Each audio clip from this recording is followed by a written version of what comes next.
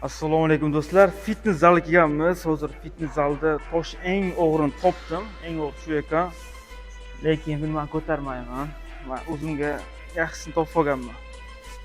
Ular ham yaxshi ekan, lekin bular ham men urovnim emas. Ana o'zimnikini topdim.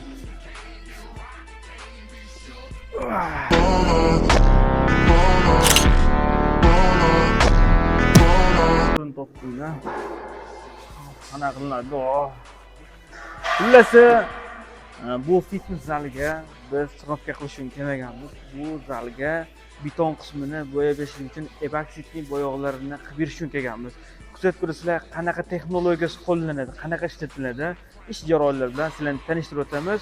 Videoni o'tkazib yubormaymiz. Bizni yo'qotib qo'ymasligimiz uchun podpiska bo'lib qo'yishlikni unutmaymiz. Ko'rib turgan trenajyor zali trenajyorlarga qancha ketgan deb o'ylaysizlar? Kommentariyaga necha pul ketganligini bitta izohlarda fikringizni qoldiringlar. Ko'rib turibsizlar, mana binoyimizni bu qismini top-toza qilib, supurib, top-toza qilib olganmiz. Birinchi etapda yer quruq bo'lishi kerak, quruq bo'lishi kerak, nam bo'lishi kerak emas. Epoksitli bo'yoqning shunda effekti vaqti zo'r bo'ladi. Texnologiyasi ham quruqlikni talab qiladi. Changlidan tozalab, cho'tki qilib supurib, tozalab olganmiz. Ko'rsatamiz mana yerli top-toza holatda. Endi hozir mana mikserda aralashtiriladi. Rangini ko'rsatamiz. Rangi qanaqaligini bitta like bosib turib, rangini ham bitta izohga qoldiramiz. Videoni kuzatib turasizlar.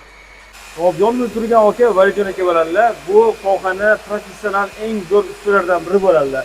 Bular ish jarayonida 15 yillik tajribaga egalar, hamdan tashqarilikda 500 ming kvadratda shunaqa betonlarga bundan-da professional holatda quyishgan katta-katta zavodlarga ishlarni bajarib berishgan. Shuning uchun okani olib keldi. Texnologiyasi ham zo'r bo'lsin, ishi ham zo'r bo'lsin, bu haqida ko'rgan odamlar yaxshi fikrda bo'lishi uchun o'zini olib kelganmiz. O'sha texnologiyasi haqida to'g'ri tushuntirib bersangiz, bu kraskani uy sharoitida ishlatishiga mumkinmi? Nimasiga e'tibor berish kerak bo'ladi asosan? Yaxshi savol berildi. Bu kraskani aslida kraska ishlatib yurgan odam bo'lsa, bemalol ishlataveradi. Faqat e'tibor beradigan joyi birinchi o'rinda betoni idealniy tekis bo'lishi kerak, kraska zo'r chiqishi uchun. Chunki bu urovga yotadigan, oqishi mumkin bo'lgan kraska qaysi tomon past bo'lsa, ash tomonga qarab oqib qoladi. Shuning uchun nolga chiqarilgan stashka bo'lishi kerak. Birinchi masala, ikkinchisi bu betonimiz yaxshi qurigan bo'lishi kerak. Uzoq vaqt xizmat qilishi uchun beton yaxshi qurigan bo'lsa, beton ko'chmaydi. Agar betoningiz tekis bo'lsa, betoningiz yaxshi qurigan bo'lsa, aralashtirishda uzoqroq aralashtirish kerak. A va B komponentlarni bir-biriga. Agar yaxshi aralashtirib qo'yadigan bo'lsangiz, bu 25 yilgacha xizmat qiladi. Og'irroq yuk tushmasa yoki betoningiz ko'chib ketmasa. Beton ko'chishi mumkin texnologiya bo'yicha qilinsa, lekin kraska ko'chmaydi. Bu fitness zali rahbari Mirzoxon bo'ladilar. Zal вообще neobычный chiqqan, boshqa zallardan ancha ustunliklar bor ekan. Mirzoxon mana shu ko'rib turgan trenajyorlarimizga qancha pul ketdi. Bu ko'pchilikga qiziq, sababi trenajyor zal ochitganlar ham ko'p bo'libdi. Keyin boshqa zallardan bu trenajyorlarni, mana instrumentlarni qanaqa afzalligi bor? Xo'p, birinchi savolimizga keladigan bo'lsak, trenajyorlarni o'ziga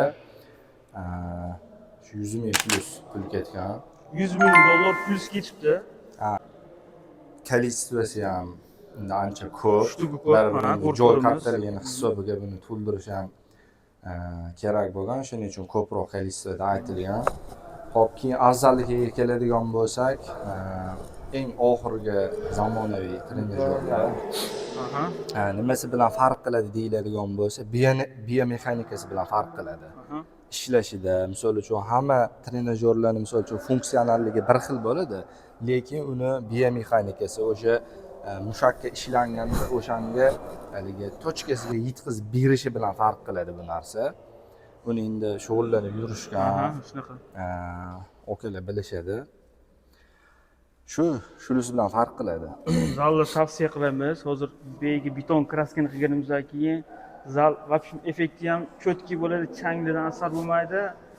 Chiqamiz. Narxlari ham yaxshi, sharoitlari ham hozir men ko'rib chiqdim. Dushlari hamma tomonlama menga ma'qul keldi. tavsiya qilamiz. Bu adresini ko'pchilik biladi. Ricardo kiyim do'konining pastida bo'ladi. Bemalol kelaverasizlar, kutib qolamiz hammani. Zal вообще bomba. Kuzatib turasizlar, ish jarayoni davom etadi.